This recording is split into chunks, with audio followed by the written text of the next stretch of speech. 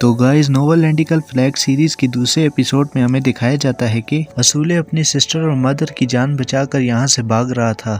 वो भागते हुए जंगल में भी आ पहुँचते हैं, पर असूले की माँ की तबीयत ज़्यादा ख़राब हो गई थी। उनके जिस्म पर काफ़ी ज़ख्म भी थे और साथ में बहुत ज़्यादा ब्लीडिंग हो रही थी। अब वो असूले से कहती हैं कि तुम्हें अपने साथ सुमा को ले जाकर उसका ख्याल रखना होगा, और तुम तो जानते ही हो कि मैं तुम्हारे साथ नहीं आ पाऊंगी। अब असूले कहता है कि हम जाएंगे तो साथ ही जाएंगे और मैं आपकी हिफाजत करूंगा, देखता हूँ कि कौन मेरे सामने आता है। वो अपनी माँ को साथ लेकर यहाँ से जाने लग जाता है और इतने में ही कुछ सिपाही आ जाते हैं और असूले की माँ को पकड़कर उसको जानवरों की तरह मारने लगते हैं। उनमें से एक सिपाही असूले को मारने के लिए आगे जाता है। तभी उसकी माँ बोल पड़ती है कि ये किंग यैन का प्रिंस है असूले। इस पर सिपाही कहता है कि क्या मैं बेवकूफ़ और तुम्हारी इन बातों से बेवकूफ़ बन जाऊंगा। इस पर वो गला दबाकर असूले की माँ को मारने लगते हैं, लेकिन यहाँ पर असूले कुछ भी नहीं कर पा रहा था।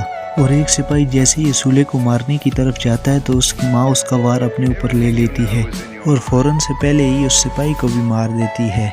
और पीछे खड़े दूसरे सिपाही को गुस्सा आ जाता है और वो भाला सीधा उसकी पीठ में घुसा देता है, जिससे असूले की माँ वहीं पर मर जाती है। ये देखकर वो चिल्लाने लगता है और सिपाहियों को भी ये पता चल जाता है कि ये असली राजकुमार है। और इसके बाद वहाँ पर मास्टर लू अपने भाई के साथ आ जाते हैं और फाइनली असूले और सुमा को वो यहाँ से ले जाने लगते हैं। अब लू अपने भाई को बताता है कि फाइनली हमने चेंग जियन की पूरी फौज को ख़त्म कर दिया। अब उसका भाई कहता है कि हमने इनकी पूरी फौज ख़त्म कर दी, इनके गांव को जला दिया, और फिर हमें इन लोगों की फीलिंग्स से क्या लेना देना। अब असूले को दिखाया जाता है जो कि उन जगहों को याद करके रो रहा था जहां वो अपनी माँ के साथ होता था, क्योंकि उसकी पूरी की पूरी दुनिया ही तबाह हो गई। अब किंग जियन की पूरी फौज वापस लौट रही थी और उन्होंने चेंग जियन को ख़त्म करके फाइनली असूले को हासिल कर ही लिया। काफिले में एक लड़की से मामूली सी गलती होने पर सिपाही उसको बेरहमी के साथ मारने लगता है। सब देख रहे होते हैं लेकिन कोई भी कुछ नहीं कर सकता था। वो एक बहुत लंबा सफ़र तय करके किंग जियन की तरफ जा रहे थे। वो फाइनली किंग जियन ईगल के साथ किंग जियन तक पहुंच जाते हैं। यहाँ पर हमें लॉर्ड लू शेंग को दिखाया जाता है, जिसके कहने पर इतनी तबाही मची थी। वहाँ पर एक और बंदा शामिल होता है जिसका नाम था ली। वो अपनी फौज को स्पीच देने के लिए आगे बढ़ने लगता है। अब यहाँ पर किंग जियन की पूरी फौज आने वाली होती है और फौज में से सबसे पहले बड़े बड़े अफसर सामने आकर उसके सामने सर झुकाते हैं और अपनी फौज को सक्सेसफुल देखकर वो कहते हैं कि जल्दी से असूले को हमारे पास लाया जाए। और फिर वो असूले को घोड़े से नीचे उतार कर उसके सामने ले आता है और कहता है कि जैसा आपने कहा था हम वैसा करके ले आए और हमारा प्रिंस हमें दोबारा से मिल चुका है। अब प्रिंस असूले से कहता है कि मेरे पास हो, मैं ही असली तुम्हारा बाप हूँ। अब असूले अपने फादर के पास नहीं जाता। इस पर ली कहता है कि इसने कभी जंग नहीं देखी थी, इस वजह से ये थोड़ा सा डरा हुआ है। अब किंग असूले से कहता है कि तुम काफ़ी बड़े हो गए हो चंद सालों में। अब किंग अपने सिपह सलार से कहता है कि ये तुम्हारी पहली फतह है और अगर हमने और भी ज़्यादा रियासतों को फतह करना है तो हमें ऐसी लड़ाइयाँ लड़नी पड़ेंगी और मैं तुम्हें ग्रेट खान का तख्त भी दूंगा जो पीढ़ी दर पीढ़ी तुम्हारे पास होगा। अब सिपह सलार भी बहुत खुश हो जाता है और उसका शुक्रिया अदा करता है। इस पर किंग कहता है कि इससे भी ज़्यादा दूंगा क्योंकि तुम मेरे दूसरे 2 बेटों के गुरु भी हो। अब किंग अपने सिपाहियों से कहता है कि इस बार हम जितने भी गुलामों को पकड़ के लाए हैं ये तुम्हारे लिए सिर्फ और सिर्फ जानवर हैं। वहाँ पर जश्न मनाते हुए एक बच्ची की आंखों में सरिया डाल दिया जाता है। इससे हमें ये पता चलता है कि किंग जियन के लोगों के अंदर कितनी दरिंदगी मौजूद थी।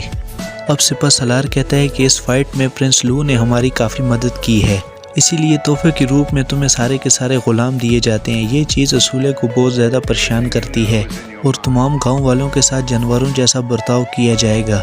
और यहाँ पर तभी सिस्टर जेंगयुन और असुमा को लाया जाता है। जो सिपाही सिस्टर जेंगयुन को ला रहे थे, ली उनसे कहता है कि रुक जाओ क्योंकि वो उससे बात करना चाहता था और उससे कहता है कि तुम्हारे ट्राइब में जितने भी लोग हैं सुना है तुम उनमें से किसी को पसंद नहीं करती। ये सुनकर वो उसके मुँह पर थूक देती है। इस बात पर लू कहता है कि मुझे ऐसे जंगली लोग बहुत ज़्यादा पसंद आते हैं और एक खंजर निकाल कर उसके पीछे जाने लगता है और उसकी हाथों की रस्सियों को खोल देता है और उसके साथ असुमा की रस्सियों को भी खोल दिया जाता है। ली उससे कहता है कि अब तुम मेरे साथ चलोगी।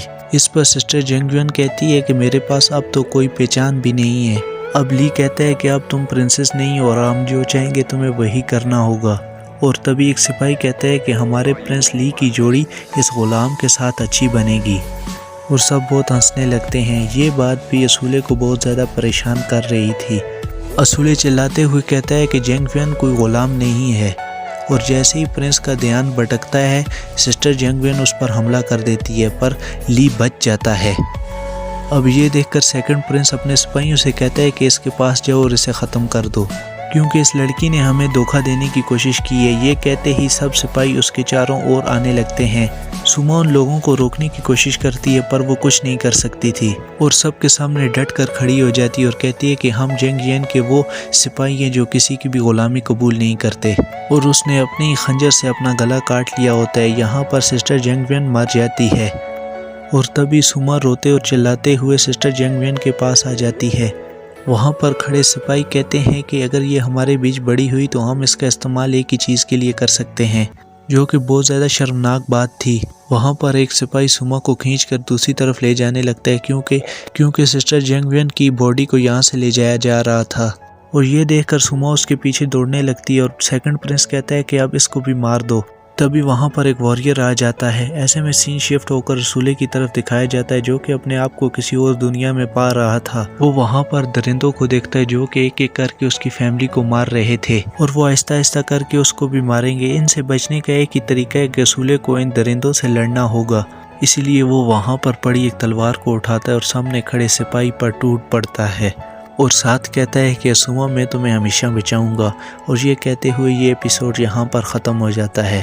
अगर इस सीरीज़ का अगला एपिसोड आपने देखना है तो हमें कमेंट्स करें और अगर ये वीडियो ज़रा से भी अच्छी लगी तो लाइक एंड सब्सक्राइब करें।